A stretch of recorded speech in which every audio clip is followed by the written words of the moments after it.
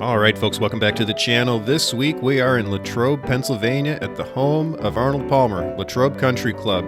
This is a very special course, and it was a very special day that I'm excited to show you in full. This is all 18 holes in one video. I'll touch on the details of the course as we go, but it's steeped in Arnold Palmer history. He learned how to play the game here and made his mark on this course in so many ways, many of which you can still see and feel today. Including even spike marks on the bench in front of his locker. This beautiful day at Latrobe was the kickoff event to the 50th National Convention of the Golf Heritage Society, and we were very thankful to the course and its members for having us out. We even brought a brass band from Arnold Palmer's alma mater to kick things off right.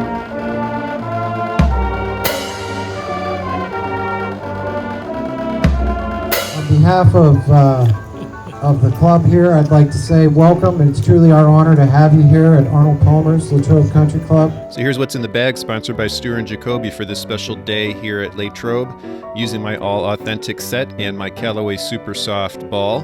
And here's the scorecard. We're playing from the gold tees, which is about 5,700 yards. Number one's a par 4, 358 yards. And let's introduce my playing partners. This is Jay Shoemaker from Colorado, playing Hickory's for the first time.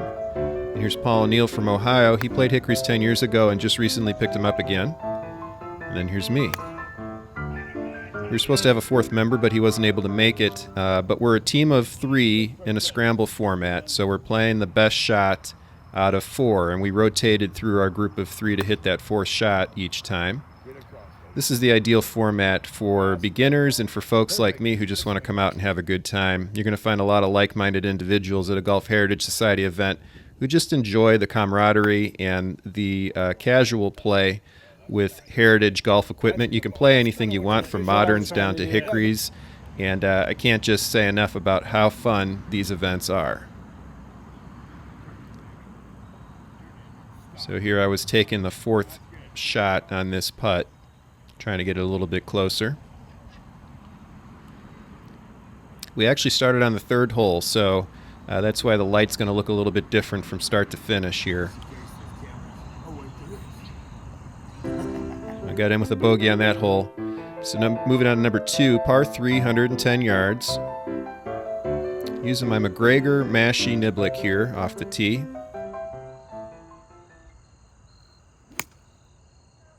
Sweet looking from That was pretty good contact there, but just a little short. Good ball. Basically, to save time in this round, I'm only going to show the shots we counted rather than show everyone's shot. Figured that would be the most efficient way to show this round. And also allowed me to get all 18 holes in one video, which I'm excited about. There's a nice par putt. All right, number 3, par 5, 445 yards. We kind of settled into rolls during this round, and Paul ended up being the one we counted on most off the tee. That's just perfect. Jay was great at reading the greens, which you're going to see over the course of the round. And I contributed here and there with some putts, with some decent approach shots. I was kind of all over the place. Standard Hickory Hacker round for me, but had a great time, so that's all that matters, really. I'd give Mo a tip if I was you. I'm not doing the full Mo Norman quite yet, but I'm pretty happy with how it's working so far. Yeah, Jay liked the Mo Norman approach I was using. This was still relatively early in my transition to the single plane swing, but I was pretty happy with how I was swinging this round. And this was a tricky green. All 3 of us barely hit our putts, but they moved past the hole and ended up in the same spot. Camera conked out on me, so I didn't get the comeback putt for bogey, but we hit that. So now moving on to number 4, par 3, 170 yards. Ended up going with Jay's drive here. Pushed it to the right just a little bit, but it was good distance. I was comfortable with this chip using the Walter Hagen Ironman sand wedge.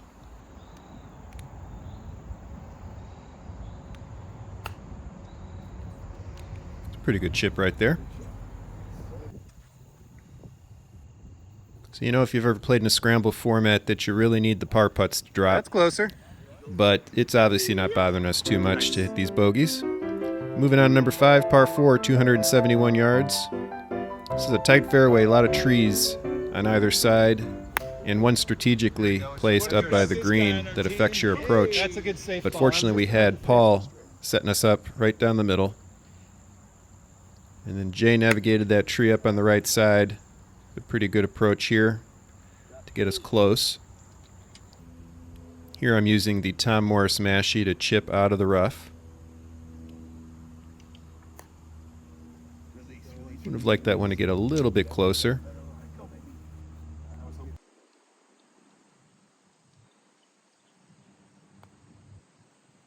And also would have liked that putt to drop. But Paul was there to clean up another bogey. All right, number 6, par 5, 453 yards.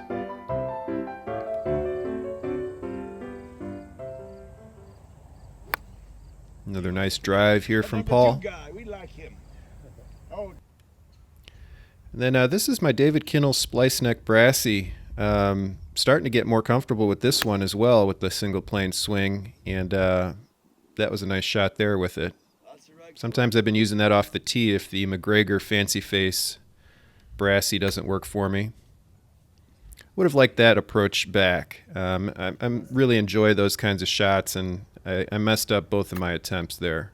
Well, that might be even better. Stop. This was another slick green too. Sit. That chip from Paul didn't hold, but the fringe caught it up. So still kept us within range here to hit a par putt.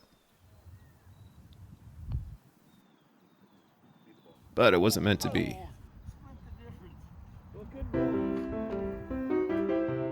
Okay, number 7's a par 4, 370 yards. Another elevated fairway to the green. So a bit of a blind shot There off you the go. tee here. But a nice drive there from Jay. I was real It's gonna impressed work. with how well he was hitting these clubs, it being his first time playing Hickories. And same for Paul, who after the That's a good 10-year hiatus That's seemed to gonna be a pick him better up one pretty to quick take. again too. Nice shot there. Let's talk a little bit about the history of the course. As I mentioned at the top of the video, it's steeped in Palmer history, starting with Deacon's involvement in building the front nine back in 1921, and then he was the superintendent here, and obviously also taught Arnold everything he knew about the game, and Arnold went on to great things. So flash forward to the early 60s, and Arnold and Deacon teamed up to design the back nine. There's no notable designer attached to the front, but obviously a pretty big name attached to the back, and we'll touch on that when we get back there. In the meantime, in the words of George W. Bush, now watch this drive.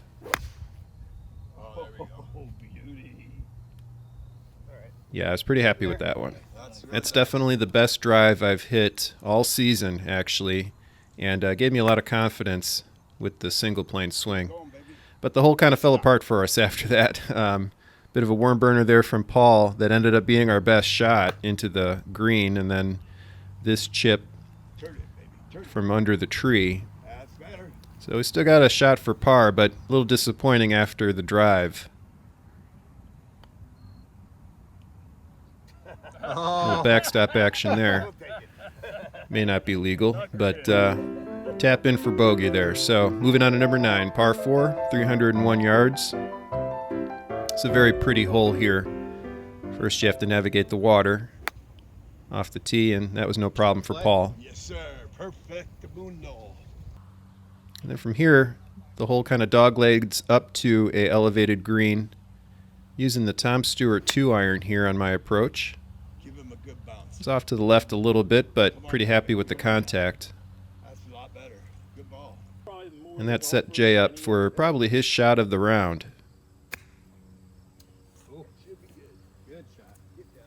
Great chip there to put us real close for par. Man, I hope that's what you had on video. I did.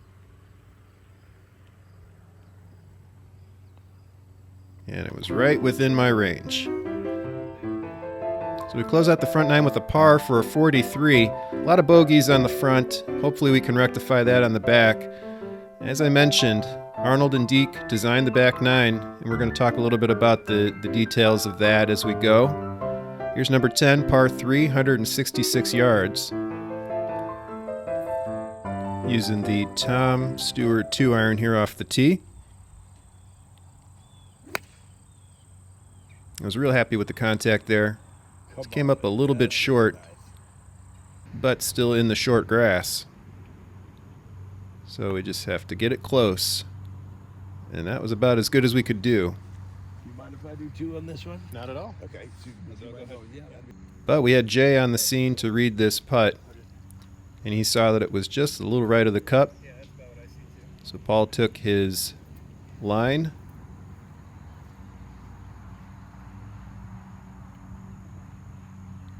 and dropped it for par.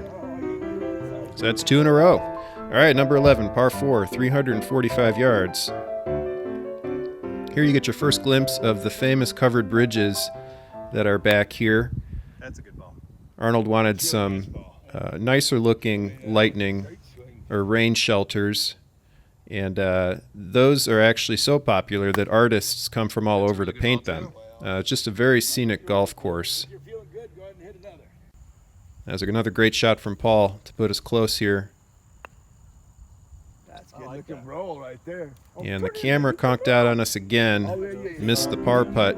But that's 3 in a row now. All right, number 12, par 4, 295 yards.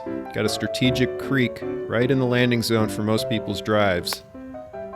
And Paul hit one right down the middle that started flirting with that. Stop. Fortunately came up just short. And gave me an opportunity to use the Tom Stewart J iron here from about 145 yards out. Good looking ball. Get up there, baby. All right. And one of my best shots of the round there. So here's a rare birdie attempt for us. It was a nice run at it from Jay. We'll get a tap in for par, though, for our 4th par in a row. All right, number 13, par 3, 164 yards. Both of my tee shots hit the bunkers on the left and the right. So this was the one that we took. It was a good shot, but just rolled off the back of the green. Paul, though, basically decided he was just going to take this hole Nicely done. on his own back and hit the drive. Got this chip close. Great shot. Stop. Perfect. And then for 5 pars in a row, can he hit the putt? He can. So we're on a roll now. Number 14, par 5, 430 yards.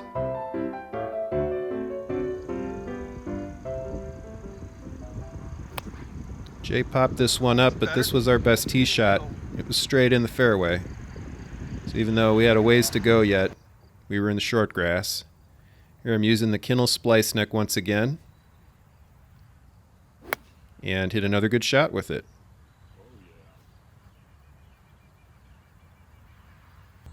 And this was a tricky elevated green to get up to. It's protected by 2 bunkers on the left and right.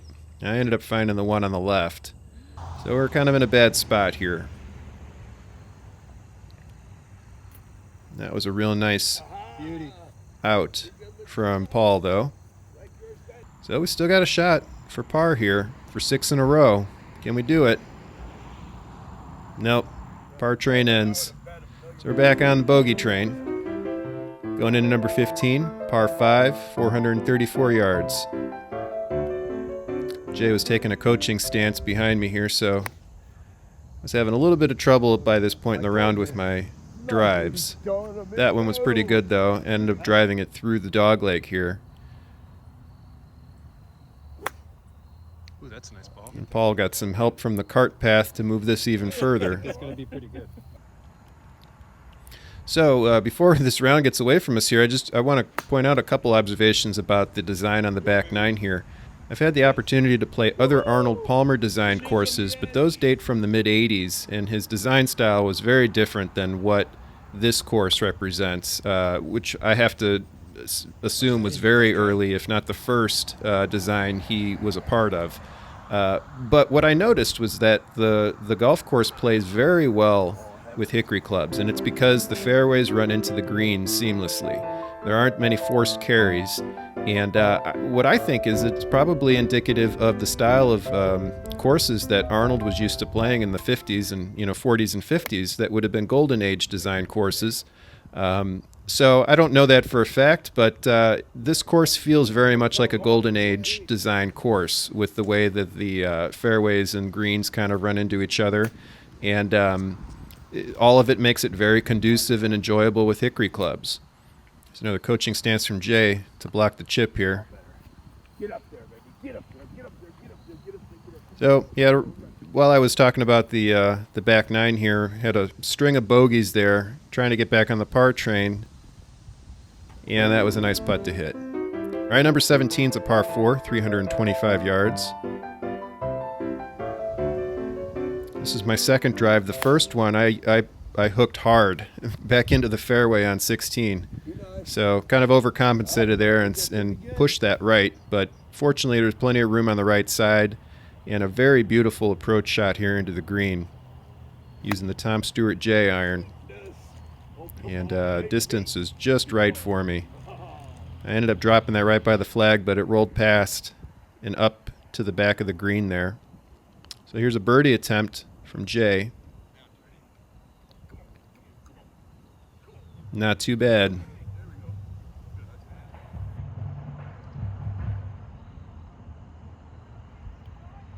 That's 2 pars in a row. All right, heading home. Number 18, par 4, 369 yards. This one's got a tight window to get through off the tee. Jay hit a nice shot here and actually got some help from the road to get us back into the fairway there. Perfect. And everything from here to the green is uphill. There's a nice shot from Paul. And That's put us in gonna a be pretty nice good. range for my mashie approach. And I was pretty happy with how that turned out. So par attempt here to close things out. Make it 3 pars in a row. And it wasn't meant to be. Another tap in for bogey though. And that'll wrap up a very enjoyable round here at Latrobe Country Club. That string of pars helped us shoot 40 on the back, 3 shots better than the front for an 83. And yeah, we ended up finishing last in our division, but we had a blast. I hope you enjoyed watching us. And if you want to join us in person, make sure you join the Golf Heritage Society. Details for doing that are in the description below, and I hope to see you at one of these events in the future. That'll wrap up this week's video. I hope you enjoyed watching it. If you did, please like and subscribe, and we'll see you next week.